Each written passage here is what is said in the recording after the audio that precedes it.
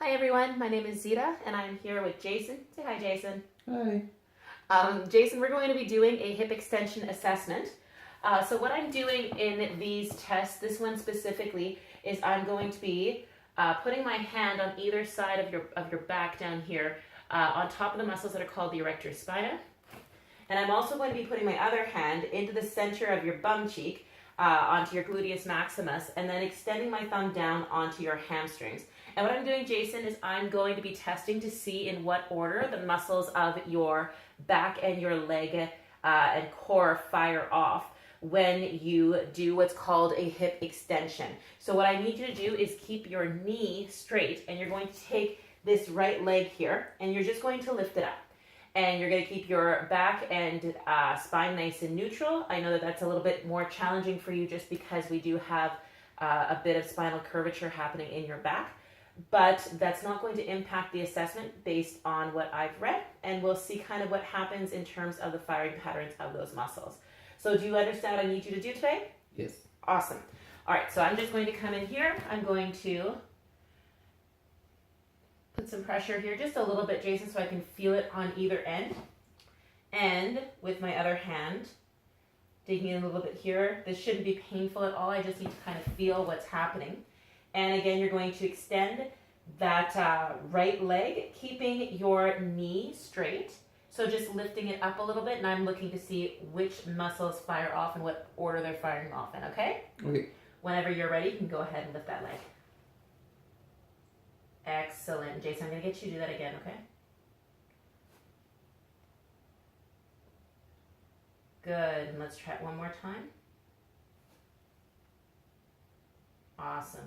So Jason, what I'm feeling happening with you is we do have firing happening first in that gluteus maximus area, and that is being followed up by firing over on the opposite side of your erector spina. So there's kind of a bilateral muscle here happening, and I'm feeling it firing off here. And then at the same time, the hamstring and the same side erector spina are firing off sequentially. So that's what we're expecting to see in this assessment, and it looks like everything is behaving as it should. Sounds good? Good. Yeah. Awesome. We'll move on to the next one. Thanks, Jason.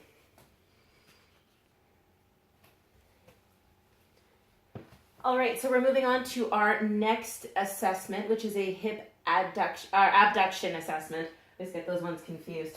I know that add is adding to the body and ab is not adding to the body, but Jason's already in a position here. Jason, you've got your supporting leg bent. That's fantastic. What I'm going to be doing is I am looking to find your TFL band, the tensor fascia latae band, and I'm going to be looking for that gluteus medius again and the quadratus lumborum over here. And we're looking again for that muscle firing pattern to happen. This will give me a sense of how all of these muscles are working together. And all we're going to be doing is lifting this upper leg up and then back down, just like the last assessment. And if there's any discomfort or pain, just let me know. Sure. Okay, so just going to get in here. There we go. All right, and when you're ready, Jason, you can raise your foot up. Good, and again. Excellent, one last time. Would you do it one more time for me? There we go. Awesome. So I am feeling those muscles firing off with that TFL being dominant and the first thing that I'm feeling, followed by some activation on the gluteus medialis and the quadratus lumborum. Okay? Sure.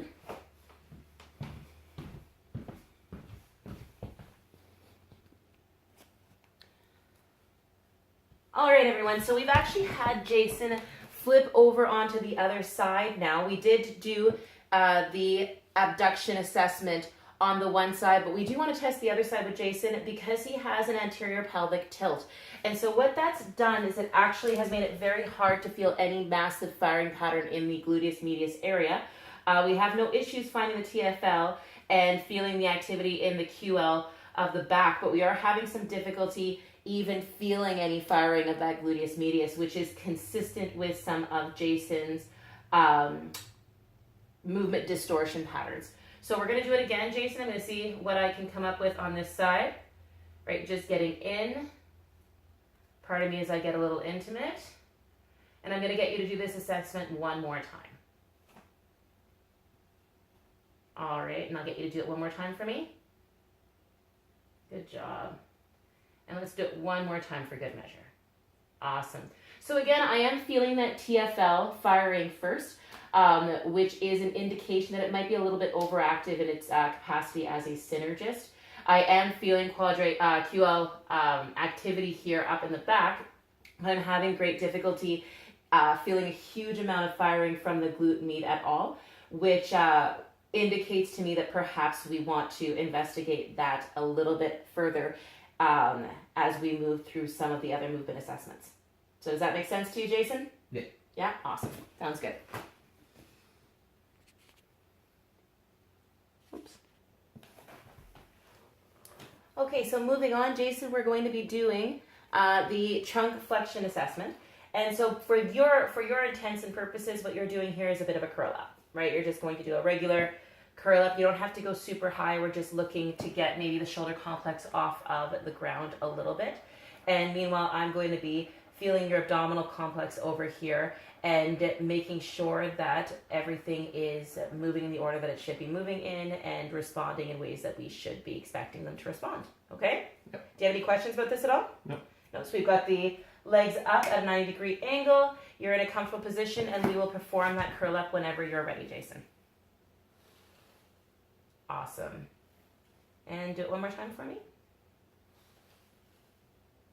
Good work. And one more time. Perfect. So I'm feeling that your drawing in maneuver remains constant through the entire motion, and that's what I was looking to see.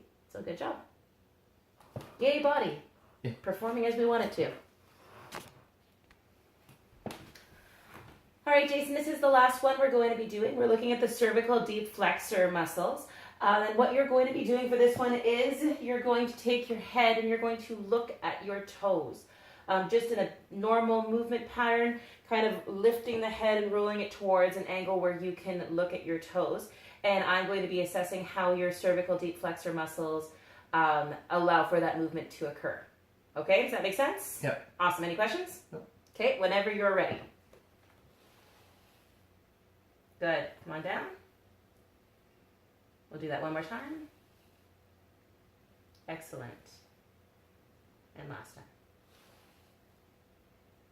Good job, Jason. So I am seeing a tiny bit of your head coming up first before we see that flexion happening, which isn't all that inconsistent with the fact that we know that we have some overactive muscle compensations in terms of the... I'm totally messing this up. I need to do this one again. All right, Jason, so the last muscle assessment that we are going to do is looking at the cervical deep flexor muscles. What you need to do for this one is really simple. I don't even have to touch you, so yay for that.